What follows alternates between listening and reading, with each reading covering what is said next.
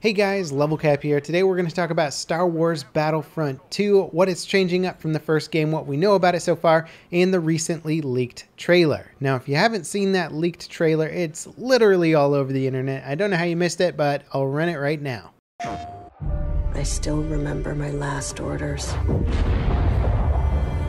The day the real war began.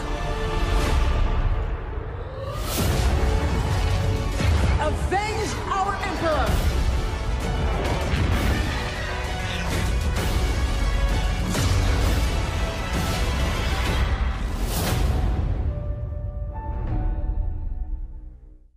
So that trailer certainly did perk my ears up a bit. Some of the quick things that you'll notice right off the bat are the fact that the game is going to span multiple eras of Star Wars. We saw Darth Maul and Yoda fighting together, which means possibly Clone Wars. Then we also saw Kylo Ren and Rey, so The Force Awakens.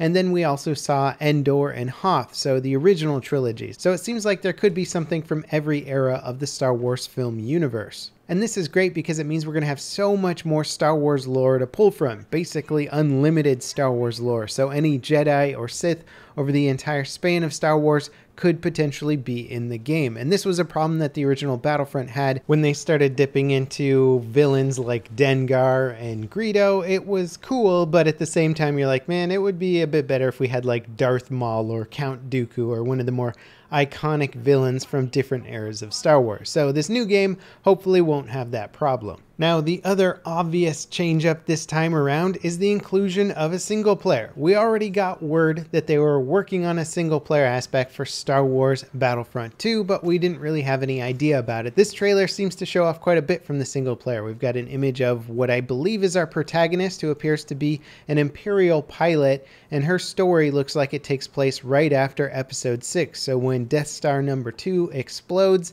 and then ensues a huge battle between the Empire and Rebellion and some of the biggest space battles that we know about in the Star Wars universe. So hopefully that will serve as a really good setting for a single player game. Motive Studios, which is owned by EA, is developing the single player side of the game. So this is pretty common with a lot of games, but DICE will be doing multiplayer. Motive Studios will be doing the single player, and there's some cool people on the team. Kim Swift, who's known for basically developing Portal, the original Portal, and then Valve bought Portal, and she worked on that. And she also worked on the Left 4 Dead game. So that's actually pretty encouraging to know that she is on the team behind the single player. Now, the 2015 Battlefront did incredibly well in that it sold over 14 million copies of the game, maybe even more. We don't have a recent sales figure from Electronic Arts, but that's incredibly impressive for a new, or rather a rebooted IP from EA. And so this time it's getting the full AAA treatment with the single player, which is great news for Star Wars fans, as it will be adding to the lore of the universe. Now, unfortunately, Star Wars Battlefront player base dropped off very fast after launch. I mean, right now, considering that the game came out in 2015 and sold over 14 million copies, there's barely anyone playing it at any point on PC, maybe 2,000 players, a little bit more. That's absolutely insane. That is an incredible drop off. And this is, I think, due to the sort of casual nature of the shooter. There wasn't a lot you could do with it in terms of improving your skill. The gameplay wasn't as fun as it was to just experience the Star Wars universe from the first person perspective. And so that was the appeal of the game, but it didn't really have a lasting factor. Now, in interviews, the developers have addressed this and said that they learned a lot of lessons from Star Wars Battlefront and are making the necessary changes to Star Wars Battlefront 2. There's no way to tell if that means Battlefront 2 is going to have a high skill curve, fix a lot of the casual nature of the original game, have a first-person only mode. There's just simply no way to tell at this point, but we will be getting a lot more information from the Star Wars Celebration on April 15th. That being said, I have heard a few more whispers and rumors that indicate Star Wars Battlefront 2 could have a very high skill curve. Now, these are just rumors. It doesn't mean the game is going to have a high skill curve or great shooter mechanics that everybody's going to enjoy.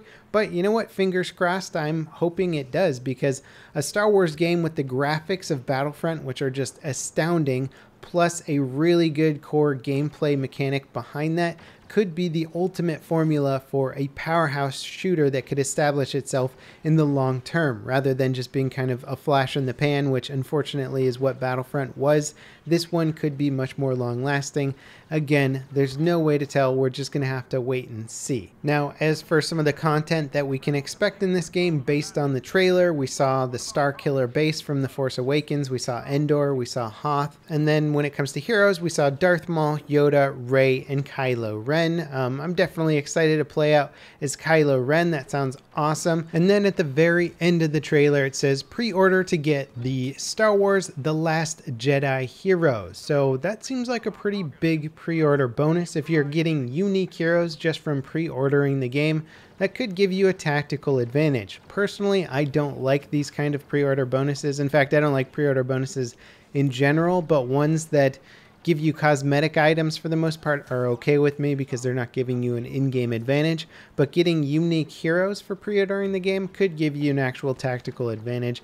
I don't know how I feel about this. I think they're putting a little too much into the pre-order bonuses of this game. I'm never a big fan of it when companies do those kind of tactics because it means that they're banking more on pre-orders than the game itself to sell the copies. Once the game launches, if people are like, this game's awesome, go buy it, then the game should sell better. But if they're putting a huge amount of effort into pre-order stuff, that always makes me wary, as in they're banking mostly on people spending their money on the pre-order phase of the game or the day it's released before they start reading the reviews or talking to their friends about how good the game is. Now, one other concern I have about Star Wars Battlefront 2, and I feel like this is a pretty legitimate concern, is the idea that Star Wars Battlefront kind of used up a lot of the excitement and maybe even credibility of the DICE dev team with what the game was going to be like. A lot of shooter fans were hugely excited about Star Wars Battlefront, myself included, but the gameplay itself just didn't keep me engaged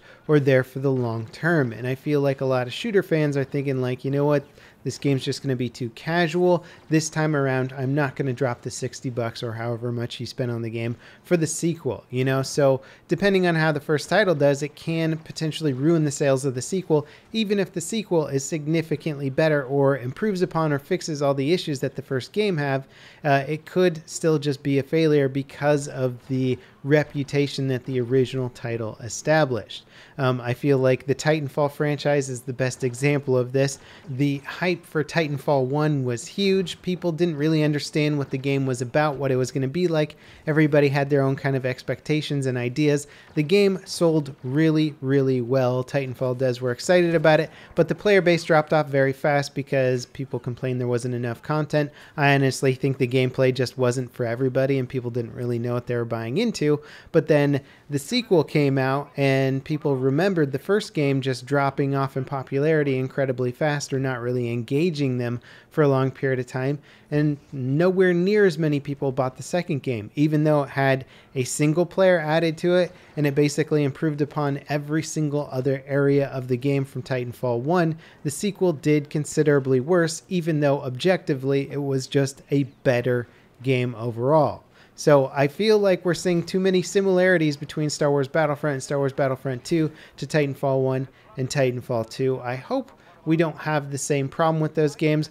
I don't think anything will be quite as drastic as what happened with Titanfall 2 because Star Wars Battlefront has got the Star Wars franchise backing it up, one of the biggest franchises in the world, and it's coming out holiday season right around when the next Star Wars movie is coming out. The hype is going to be unreal.